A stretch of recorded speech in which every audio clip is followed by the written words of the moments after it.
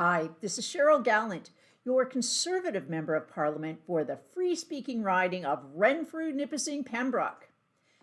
Freedom of speech and freedom of expression are under assault in Canada. They're under assault in a way we have never seen before. In the past, Canadians could rely upon journalists and the media to defend freedom of expression. Not only because defending free speech is the right thing to do, but because they had a clear financial stake in the issue. But when the stakes changed, so did the media's interest in defending free speech. Before social media and search engines came along, the media, television, newspapers, radio, and magazines dominated the advertising industry. These massively profitable media companies enjoyed a near monopoly on advertising dollars. This gave the media companies tremendous power as gatekeepers.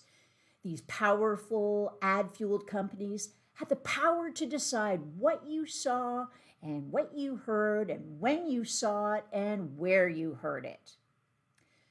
Then the internet arrived to disrupt everything.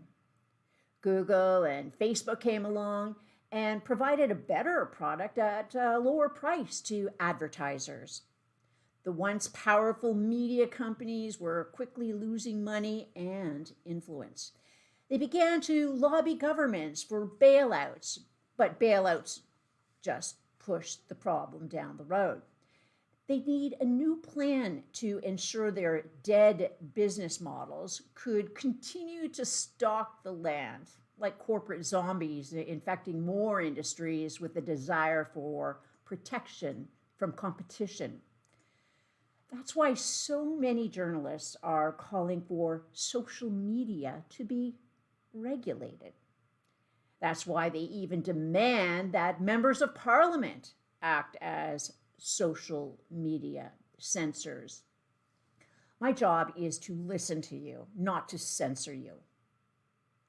On Friday, Canada's new censor-in-chief, Minister of Heritage, appeared before the committee to discuss the links between government and Facebook. Now, the Liberals didn't want to talk about how close they are with Facebook, so the minister tried to talk about legislation he plans to introduce to regulate social media. The Heritage Minister claims we need this social media regulator for public safety. If there's a public safety issue, then you call the Minister for Public Safety. If there's a propaganda issue, then you call in the Minister of Heritage. Even Facebook has joined the pro-regulation parade. Naturally, if governments mandate certain content moderation thresholds for media companies, it sure makes sense to make it harder to start the next company to replace Facebook the way Facebook overtook MySpace. Despite the Liberals lying about this being a public safety issue, they can't stop bragging about their plans to grab more and more control over what you can see, hear, or even post online. Speaking to the media, the Liberal minister outlined his three-part plan. Quote, "The upcoming legislation is part of a three-pronged approach to the web giants and their influence in Canada," Gibault said. The first being the government's introduction of Bill C-10, an act to amend the Broadcasting Act last November. Later this spring, the government will introduce its third element, additional legislation for media. End of quote. Now, we've spoken about this before on this program about how Bill C-10 will be the first time Canada's government unregulated internet content. The bill is a massive deception. They're redefining the word broadcast. A broadcaster was someone who broadly casts out an electromagnetic signal over public airwaves, which anyone with a receiver is free to pick up. An internet streamer is someone who provides data over the internet upon request for a subscription fee. Broadcasters use public airwaves, so governments must regulate them. Liberals want to tax and regulate internet streamers, but they cannot because they are not broadcasters using public airwaves. So the government has just decided that they'll call streamers online broadcasters, and poof, like magic, they can be taxed and regulated. You can always tell a government is doing something authoritarian when they pull a move right out of George Orwell's 1984. Relabeling streaming companies as broadcasters, despite the complete lack of any actual broadcasting, is straight out of the dictator's handbook to running an authoritarian regime. The Liberals claim they're concerned about illegal content on social media. The Liberals claim they're bringing in new rules to go after content which is prohibited under the criminal code. For example, hate speech, advocating criminal activity, child pornography, and revenge porn. Posting this type of material is a crime. It's already against the law. When a citizen witnesses a crime, the responsible thing to do is to call in the police. Sadly, the last thing these radical liberals want to do is fund the police.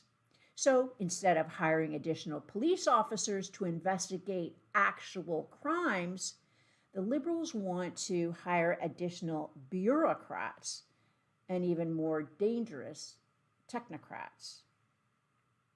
What these new regulators would actually do is not very clear. These regulators are not police, so we know they will not be investigating the criminals. This is so typical of Liberals. Just last week, they voted against stiffer penalties for gun smuggling criminals. But they have billions to spend hiring bureaucrats to chase after lawful gun owners. If the Liberals were really concerned about public safety, they would call the police. Since this is not about public safety, what's it really about? Money and power. The third part of the Heritage Minister's plan is to take money from profitable social media companies and give it to unprofitable legacy media companies. Of course, not all media companies will get the handout. Only those approved by the Liberal government will receive this money. The government's been pretty clear that it wants to take money from social media and streamers, then redistribute it to liberal-friendly Canadian media companies. It's why they will redefine words like broadcasters. It's why they will censor content on the internet. What you can see, read, or hear online will now be controlled in some fashion by bureaucrats. And just so we're clear, according to the radical socialist running Press Progress, even criticizing the government's plans to regulate the internet streaming and social media is the same as promoting fake COVID cures. So don't be surprised if the media companies go on the attack to defend their censorship program. They'll go on the attack because, as important as money is, the real underlying goal is to control the algorithms which power these internet companies. The bill to relabel internet streamers as online broadcasters gives the CRTC the power to review the company's algorithms for determining what shows to recommend to people. A government-commissioned report released last week on censoring social media recommended the government gain some measure of control over these algorithms, and we know why. Here's a quote from the report. Facebook's algorithms have been tweaked at key moments of political engagement, dialed up at times, and dialed back down in displaying news from trustworthy news organizations. Society needs this dialed up, end quote. No less than a former Chief Justice of the Supreme Court sat on that commission and co-authored the report. You'd think they would have learned from history. If you give governments the power over these algorithms for the good of society, how long do you think it'll take before governments start using the algorithms for the good of the party? Mark my words, if the Liberals pass these laws, the minute a conservative government is in power, they'll accuse us of manipulating algorithms because it's what they do.